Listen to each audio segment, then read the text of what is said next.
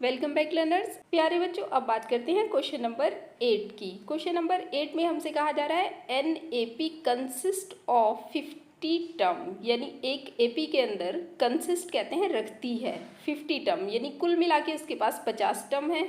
Of which third term, जिनमें से तीसरा टर्म 12 है, एंड द लास्ट टर्म। अब देखें सारा का सारा खेल यहाँ पे छुपा है। जब पहली लाइन में उन्होंने कहा कि 50 टर्म है, तो जो लास्ट टर्म है तो वो 50वां टर्म होगा या नहीं। स्टूडेंट ही इस जगह आके कंफ्यूज होते हैं इसके अंदर, वरना ये क्वेश्चन नंबर 7 की तरह ही है।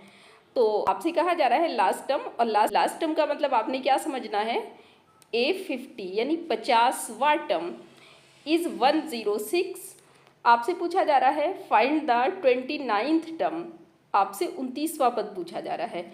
शॉर्ट में हम ये कह सकते हैं कि एपी का तीसरा टर्म हमें 12 दिया है और एपी का 50वां टर्म हमें 106 दिया है, और आपसे पूछा जा रहा है 29वां टर्म। अगर आप में से कुछ लोगों को ऐसा लगा कि ये क्वेश्चन नंबर 7 की तरह ही है, तो बिल्कुल ये क्वेश्चन नंबर 7 की तरह है। आप इसे पहले खुद ट्राई कीजिए, उसके बाद कहीं आप अटक जाए तो आप वीडियो को देखने के लिए आ जाइए। जो व्यूअर्स नए हैं वो स्टार्टिंग से वीडियो को समझ लीजिए। मैंने क्या किया है, फर्स्ट टर्म को ए मान लिया है, कॉमन डिफरेंस को डी मान लिया है। क्योंकि हमें एपी नहीं दी तो हमारे पास फर्स्ट टर्म ए नहीं है, कॉमन डिफरेंस डी नहीं है। उसके बाद हमने इस इंफॉर्मेशन को यहाँ से उठाया है, थर्ड टर्म इज 12। तो मैं इस इंफॉर्मेशन को इधर लिख रही हूँ, A3 इज इक्वल टू 12। अब इस इंफॉर्मेशन के बाद A3 का हमारे पास फॉर्मूला होता है, जो भी इसके सफिक्स में है, ए तो आपको लिखना ही लिखना है A+, उसके बाद जो भी इसके सफिक्स में है उसमें से एक कम करिए तो ये 2 बचता है, और उसे डी के साथ लिख लीजिए, डी यानी कॉमन डिफरेंस, और इज इक्वल टू 12। अब क्योंकि हमारे पास ना तो ए है ना डी है, इसलिए ये हो जाती है हमारे पास इक्वेशन नंबर 1 हो जाती है।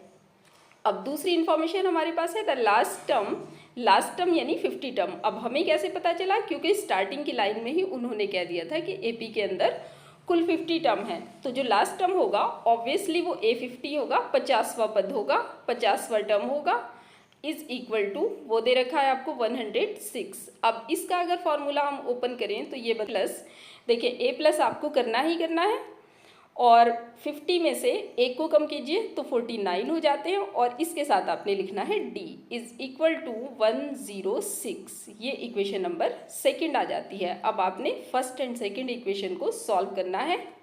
सॉल्व करने के लिए चूंकि हमारे पास a के कोफिशिएंट पहले से बराबर है, इसलिए हम इन इक्वेशंस को एलिमिनेशन मेथड से सॉल्व कर लेते हैं, वो सबसे आसान रहेगा यहाँ। तो देखिए इसका कोई निशान नहीं है प्लस, इसका भी कोई निशान नहीं है तो प्लस। अब जिनके कोफिशिएंट बराबर हैं उनका निशान एक जैसा है, तो आप क्या कीजिए, किसी एक इक्वेशन के निशान बदल दीजिए। आप चाहें तो नीचे वाली इक्वेशन के निशान बदल दीजिए, चाहें तो ऊपर वाली के बदल दीजिए। तो मैं क्या कर रही हूँ, मैं ऊपर वाली इक्वेशन के निशान बदल दे रही हूँ। ये प्लस आपका क्या हो जाएगा, यहाँ अंडरस्टूड जो प्लस था वो आपका माइनस हो जाएगा। उसके बाद आपके ए से ए कट जाएंगे, तो 49 और 2 को, अब 2 चूँकि माइनस का है आप इस निशान को भूल जाइए, अब इस 2D का निशान समझिए माइनस, और 49 आपका है प्लस का, तो ऑब्वियसली आपको क्या करना है, सब्ट्रैक्ट करना है। और कितने बचेंगे आपके, 47 बचेंगे, D बचेंगे, और ये प्लस के बचेंगे, प्लस को लिखने की ज़रूरत होती नहीं है। इसी तरह से यहाँ से आप 106 में से 12 को सब्ट्रैक्ट कर दीजिए, तो ये आपका बचता है 94।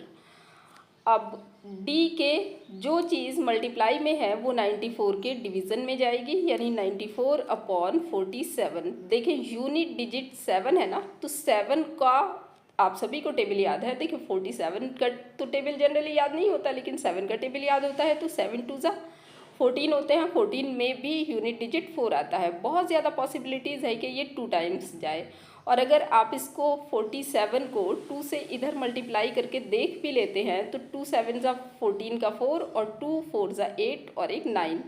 तो इससे पता चला कि 47 94 को 2 टाइम डिवाइड कर सकता है, और यहाँ से आपको मिला है D इज इक्वल टू 2। तो बच्चों हमने D को कैलकुलेट कर लिया है, जो कि हमें 2 मिला है। अब इस D की वैल्यू को चाहे आप इक्वेशन फर्स्ट में रखें चाहे सेकंड में रखें, आपको A मिल जाएगा। तो यहाँ हमने फर्स्ट में रख दिया है, हमने इन शॉर्ट लैंग्वेज लिखी फ्रॉम फर्स्ट, और A को हमने A लिखा, और 2 को 2 लिखा, और डी की जगह पर आपने मल्टीप्लाई लगा के 2 लिख देना है और इज़ इक्वल टू 12। अब ये आपको मिलेगा 2 2 ज़ा 4 और इज़ इक्वल टू 12 और इसके बाद आपको मिलेगा 12 माइनस 4, 4 उधर जाके माइनस का हो जाएगा और ये आपको मिलेगा 8, यानी आपकी जो फर्स्ट टर्म ए की वैल्यू आई है वो 8 आई है और जो कॉमन डिफरेंस डी आया है वो 2 आया है। तो बच्चों अब हमें कैलकुलेट करना था 29th यानी 29वां टर्म, तो A29 उसको हम कहेंगे और A29 का जो फॉर्मूला है वो होता है A प्लस 29 में से एक कम कर दीजिए 28 और साथ में लिखिए D और इज़ इक्वल टू लगाइए। ए की जगह आपने 8 लिखना है, प्लस को प्लस लिखना है, 28 को 28 लिखना है। जब आपको डी मिले तो 28 और डी के बीच कोई निशान नहीं है, मल्टीप्लाई लगाइए और 2 लगाइए।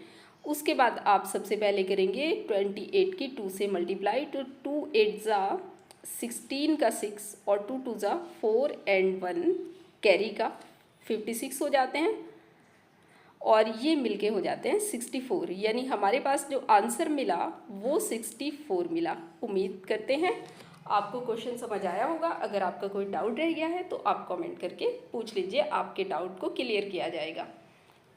मैं हूँ आपकी टीचर फातिमा। Keep learning.